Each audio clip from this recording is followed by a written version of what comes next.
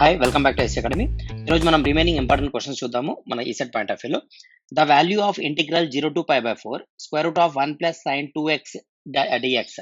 ఈ క్వశ్చన్ మనకు previous year కూడా అడగడం జరిగింది, అంటే 19లో. సో ఒకసారి సాల్వ్ చేసి ట్రై చేద్దాం. సో ఈ క్వశ్చన్లో మనం ఇది రూట్ ఉంటే మనకు కొంచెం ప్రాబ్లం కాబట్టి రూట్ తీసేయాలంటే మనం స్క్వేర్ని క్రియేట్ చేసుకోవాలి. స్క్వేర్ ఎలా క్రియేట్ చేస్తామో చూద్దాం ఒకసారి.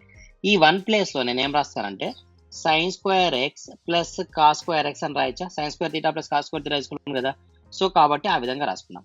అదే విధంగా ఇక్కడ sin 2x అని ఉంది. sin 2x ఫార్ములా ఏం రాయచ్చు మనం? 2 sin x into cos x రాయచ్చా? సో ఇంటిగ్రల్ 0 to π/4 స్క్వేర్ రూట్ ఆఫ్ అని రాయచ్చా ఇలా. సో రాయడం వల్ల యూజ్ ఏముంది మనకు అంటే ఇక్కడ చూడండి a² + b² + 2ab లా కనిపిస్తుంది. సో దట్ మనం దీన్ని ఏం రాయచ్చు? a+b² లాగా రాయచ్చు. a+b² అని రాస్తే నెక్స్ట్ స్టెప్ ఏమైతుంది? Integral 0 to π/4 square root of sin x plus cos x². ఇప్పుడు ఏం చేయొచ్చు మనము? ఈ స్క్వేర్ ని రూట్ ని క్యాన్సిల్ చేయొచ్చు, అంతేనా? అప్పుడు ఇంటిగ్రల్ లిమిట్స్ లేదనుకోండి, ఇంటిగ్రల్ సైన్ కంటే ఏమొస్తుంది ఆన్సర్? -cos x. కాస్ కి ఏమొస్తుంది answer? sin x. So upper limit ఎంత? π/4. లోయర్ లిమిట్ ఎంత? 0, అంతేనా? సరే, ఇప్పుడు మనం ఒక్కొక్క వాల్యూ సబ్స్టిట్యూట్ చేద్దాం. అంటే మనం మైనస్ ని పక్కన తీసేస్తే cos x ప్లస్ లో upper limit minus lower limit అంటే cos పై అంటే ఎంత? 180 డిగ్రీస్ కదా. 180/4 అంటే ఎంత మీనింగ్? 45 డిగ్రీస్ అంటే cos 45 డిగ్రీస్, అంతేనా?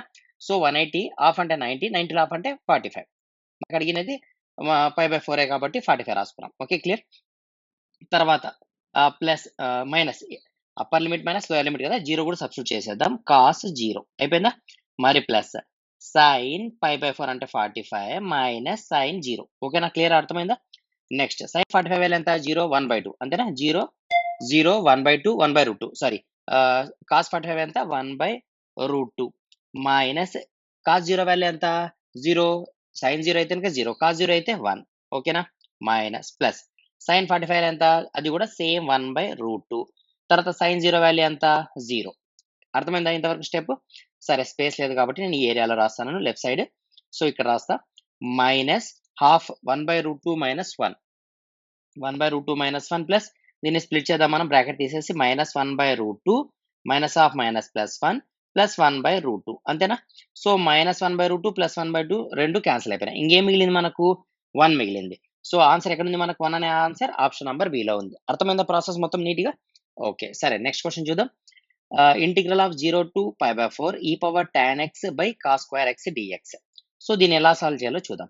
సో ఇంటిగ్రల్ 0 to π/4 e⁻tan x into divide by లో కాస్ ఉంది. 1/cos అంటే మీనింగ్ ఏమి? 1/cos nothing but secant. కాబట్టి ఇక్కడ ఏం రాయొచ్చు మనం? న్యూమరేటర్ లో sec² x రాయొచ్చు, ఎందుకంటే స్క్వేర్ ఉంది కాబట్టి. అర్థమైందా? నెక్స్ట్ ఇది సబ్స్టిట్యూషన్ మోడల్ కాబట్టి మనం టీని ఏమనుకుందాం అంటే టీ అనుకుందాం, టాన్ ని టీ అనుకుందాం. వేర్ టాన్ ని టీ అనుకోవడం వల్ల సో dt/dx ఏమవుతుంది? డిఫరెన్సియేషన్ చేస్తే sec² x వస్తుంది. అంటే dt is equal to meaning ఎంత? sec² x ఇంటూ dx, అంతేనా? అంటే దాని మీనింగ్ ఏమి? క్వశ్చన్ లో నుంచి తీసేసి మనం ఈ ప్లస్ డైరెక్ట్ dt రాసుకోవచ్చు అని. సో 0 to π/4 e⁻t dt ఉన్నట్ల. సో e⁻t అంటే ఆన్సర్ ఏమొస్తుంది? e⁻t నే వస్తుంది. కాబట్టి e⁻t అప్పర్ లిమిట్ ఎంత? 45 డిగ్రీస్, లోయర్ లిమిట్ ఎంత? 0, అంతేనా? సో అంటే tan 45. అప్పుడు మనం ఏం చేద్దాం? e⁻t అంటే ఎవరు? టాన్ కదా.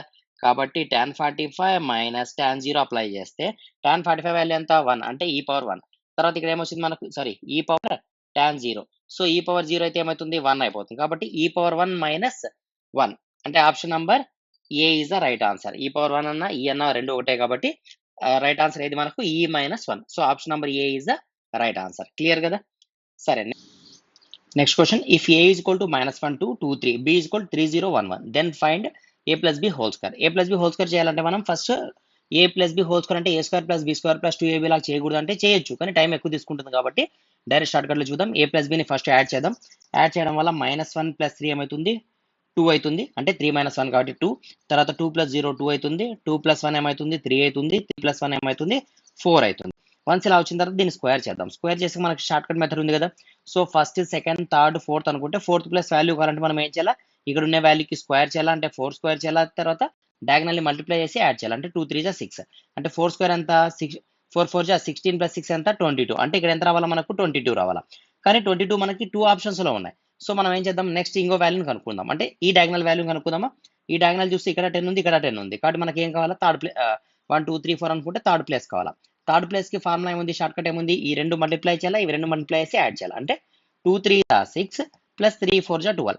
12 ప్లస్ 6 ఎంత, 18 కదా. కాబట్టి ఇక్కడ ఎంత రావాలా, 18 ఉండాలా. 18 ఇక్కడ ఉంది కదా. So option number B is the right answer. ఈ విధంగా మీరు ఎలిమినేషన్ ప్రాసెస్ ద్వారానే మనం రైట్ ఆన్సర్ని చూస్ చేయాలి. లేదంటే కనుక మనకి ఎక్కువ టైం వేస్ట్ అవుతుంది ఎగ్జామ్లో. ఓకే, మొత్తం ప్రాబ్లం చేసుకుంటూ పోతే.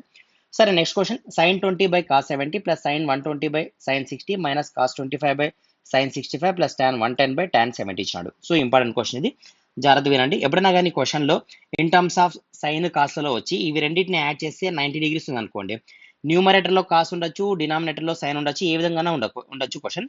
కానీ ఇన్ టర్మ్స్ ఆఫ్ సైన్ కాస్లో ఉండాలా, 90 డిగ్రీస్లో ఉండాలా. అప్పుడు ఈ ఆన్సర్ ఏమవుతుందంటే 1 అవుతుంది, +1. ఓకే, ఈ ఆన్సర్ +1. నెక్స్ట్ అదే విధంగా రెండు సైన్లు ఉన్నాయనుకోండి, రెండు సైన్లు ఉన్నా లేదా కొసికెంట్లు ఉన్నా, క్వశ్చన్లో కొసికెంట్ ఉన్నా, జాగ్రత్తగా ఏనండి, రెండు సైన్లు ఉండొచ్చు, లేదంటే న్యూమరేటర్ డినామినేటర్లో రెండు కొసికెంట్లు ఉండొచ్చు. ఈ విధంగా క్వశ్చన్ ఉన్నప్పుడు ఈ వాల్యూ కూడా +1 అవుతుంది. క్లియర్ కదా. నెక్స్ట్ ఇప్పుడు ఇది కాకుండా, ఈ రూల్స్ కాకుండా వేరే ఏం రూల్స్ ఉన్నా కూడా మనకి ఏం తీసుకోవాలా, మనం అక్కడ -1 తీసుకోవాల్సి వస్తుంది. అంటే ఫర్ ఎగ్జాంపుల్ చూడండి, ఇప్పుడు ఇక్కడ ఏముంది, కాసు సైన్ ఉంది, రెండింటిని యాడ్ చేస్తాను, ఏమొస్తుంది మనకు 90 డిగ్రీసే వస్తుంది.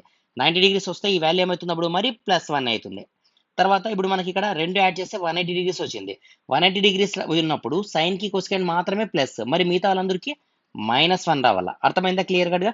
ఇప్పుడు చూడండి, +1 తర్వాత +1, ఇక్కడ మైనస్ ఉంది కాబట్టి -1, తర్వాత ప్లస్ ఆఫ్ మైనస్ ఏమవుతుంది, -1 అవుతుంది. సో మనం ఇక్కడ ఓవరాల్ గా అన్ని చూస్తే ఫస్ట్ ఇది +1 కదా. ఓకే, సారీ, -1 రాసిన, ఈజ్వల్ రాసే బదులు +1 1 -1 -1. సో మొత్తం అన్ని క్యాన్సిల్ అయిపోయినాయి కదా. అన్ని క్యాన్సిల్ అయిపోయి ఏం మిగిలింది మనకు, 0 మిగిలింది. ఎక్కడుంది మనకు 0, ఆప్షన్ నంబర్ ఏలో ఉంది. చాలా ఇంపార్టెంట్ మోడల్ ఇది కూడా. ప్రీవియస్ లో ఏ పేపర్ తీసుకున్నా కూడా దీనిపైన ఒక క్వశ్చన్ అయితే ఉంటుంది కాబట్టి జాగ్రత్తగా అర్థం చేసుకోండి. సరే, నెక్స్ట్ క్వశ్చన్ కాదు, ఒకసారి అయితే ఇంకా రివ్యూ చేద్దాం మనం. ఎగ్జామ్ మనకి రేపే ఉంది కదా. సో కాబట్టి మనం అన్ని టాపిక్స్ పైన కూడా ఒకసారి అయితే జాగ్రత్తగా రివిజన్ చేసుకుంటూ పోదాం, సో దట్ మీకు క్లియర్ గా అర్థమవుతాయి టాపిక్స్ అన్ని కూడా. ఓకే, సరే, పార్షియల్ ఫ్రాక్షన్ ఒకసారి చూద్దాం. మన క్వశ్చన్ ఏ విధంగా ఇచ్చినా, న్యూమరేటర్ డినామినేటర్ ఏ విధంగా ఇచ్చినా, మనం పార్షియల్ ఫ్రాక్షన్ చేసేటప్పుడు మనం షార్ట్ కట్ లో నేర్చుకున్నాం కాబట్టి ఒకటే ఒక సింపుల్ మెథడ్. ఇక్కడ క్వశ్చన్ లో డినామినేటర్ తీసుకున్నప్పుడు మనకి ఇక్కడ డినామినేటర్ లో ఫ్యాక్టర్స్ లాగేయచ్చు, లేదా ఈక్వేషన్ లాగేయచ్చు. ఈక్వేషన్ లాగా ఇచ్చినా కూడా మనం ఫ్యాక్టర్ లాగా ఎలా మార్చుకోవాలో మనకు తెలుసు. వన్స్ ఫ్యాక్టర్ లాగా ఇచ్చిన తర్వాత simple short cut, x-2 = 0, then x = 2. దీన్ని క్లోజ్ చేయండి, x ప్లేసెస్ తో 2 సబ్స్టిట్యూట్ చేయండి. అంటే ఆన్సర్ ఏమొస్తుంది, 2/2 - 1 అంటే 1, అంటే ఏ వాల్యూ అంతా 2. అదే విధంగా బి వాల్యూ కావాలంటే x-1 = 0 కాబట్టి x = 1. సో దీన్ని క్లోజ్ చేయండి, x ప్లేసెస్ లో 1 సబ్స్టిట్యూట్ చేయండి, అంటే 1/1 - 1, అంటే ఆన్సర్ ఏమొస్తుంది, -1 వస్తుంది. అర్థమైంది కదా ఫస్ట్ క్వశ్చన్.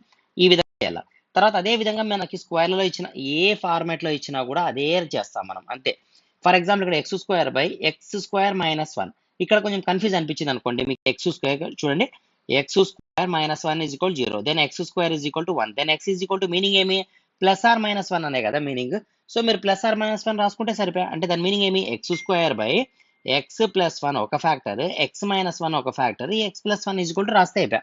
అప్పుడు దాని మీనింగ్ ఏమంటే ఇక్కడ x + 1, x - 1, x + 1 3 వస్తున్నాయి. సో దాన్ని అంటే మనం ఏం చేయాలి, ఇక్కడ ABCని కనుక్కోవాలా. ఏ వాల్యూ కావాలంటే x ప్లస్ ఏం సబ్స్టిట్యూట్ చేయాలా, x + 1 = 0 కాబట్టి x ప్లస్ -1 సబ్స్టిట్యూట్ చేయాలి. అంటే దీన్ని క్లోజ్ చేసి x ప్లస్ ఏం పెట్టాలా, -1² -1 -1 తర్వాత -1 + 1. -1 + 1 0 అయిపోయింది కాబట్టి 0 ఇంటూ ఇది కూడా 0 అయిపోతుంది కాబట్టి టోటల్ వాల్యూ 0 అయిపోయింది. అర్థమైందా. సేమ్ అదే విధంగా బి వాల్యూ కావాలంటే x ప్లస్ లో x - 1 = 0 కాబట్టి x ప్లస్ లో 1 సబ్స్టిట్యూట్ చేయాలి. ఎక్కడ, దీన్ని క్లోజ్ చేసి మనం ఈ ప్లేస్ లో సబ్స్టిట్యూట్ చేయాలి. అర్థమవుతుందా. అదే విధంగా మీకు సి వాల్యూ ఫైండ్ అవుట్ చేయాలంటే x = -1 కాబట్టి దీన్ని క్లోజ్ చేసి ఇక్కడ x ప్లేసెస్ లో -1 సబ్స్టిట్యూట్ చేయాలి. ఏమొస్తే ఆన్సర్ అదే రాయాలి. అర్థమైంది కదా, కన్ఫ్యూజన్ లేదు కదా. సరే, నెక్స్ట్ అంటే థర్డ్ క్వశ్చన్ చూద్దాం. ఫర్ ఎగ్జాంపుల్ మనకు థర్డ్ మోడల్ ఇచ్చినాడు అనుకోండి, ఇదంతా మనకు కన్ఫ్యూజ్ అవుతుంది. సో దీన్ని కొంచెం ఎరేజ్ చేసేస్తాను నేను, మీకు కన్ఫ్యూజన్ ఉండదు, క్లారిటీగా ఉంటుంది. ఫర్ ఎగ్జాంపుల్ మనకు కనుక ఇచ్చినాడు, అంటే ఈ ఫార్మాట్ లో ఇచ్చినాడు. ఇక్కడ కూడా చూడండి, క్వశ్చన్ లో ఇక్కడ చూస్తే ఇంకా మనం x⁴ - 1 = 0, x⁴ = 1, then x⁴ = 1, x ఏం రాయాలో అర్థం కాలేదు అనుకోండి పొరపాటున. అప్పుడు మీరు ఏం చేయొచ్చు అంటే సింపుల్ ఇక్కడ చూడండి, దీన్ని x² - 1² రాయొచ్చా. అంటే ఇది a² - b² లాగా ఉందా. అంటే నేను a + b × a - b రాయొచ్చా. అంటే ఇప్పుడు చూడండి క్వశ్చన్ నేను ఏం రాసుకుంటా అంటే x² + 1 / x² + 1 x² - 1 x + 2. అర్థమైందా. ఇప్పుడు చూస్తే మనం ఇప్పుడు చూడండి, ఇప్పుడు దీంట్లో నుంచి x ని ఫైండ్ అవుట్ చేయొచ్చు. ఒకసారి +1 - 1 వస్తుంది కాబట్టి స్ప్లిట్ చేసుకుంటే మీకు ఆన్సర్ వస్తుంది. లేదా ఇంకో షార్ట్ కట్ ఏముంది మనకు x² + 1 క్యాన్సిల్ చేసేసేయండి. సో దట్ మనకి ఏం మిగులుతుంది 1/(x²) - 1 x+2. ఇంకా దీన్ని ఎట్లా చేయాలో మనం ఆల్రెడీ ఇక్కడ డిస్కస్ చేసాం కదా, కాబట్టి ఇది మీరు కంటిన్యూ చేస్తారు. అంటే ఇప్పుడు 3 ఫ్యాక్టర్స్ ఉన్నాయంటే మీనింగ్ ఏమంటే దీంతో ఏ కనుక్కోవాలి, దీంతో బి కనుక్కోవాలా, దీంతో సి కనుక్కోవాలా.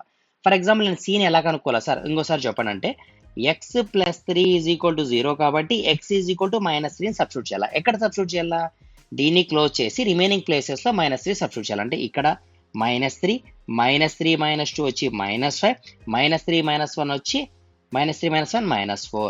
సో -3 / -(-) అంటే -3/20 ఆన్సర్. అర్థమైందా కాలేదా?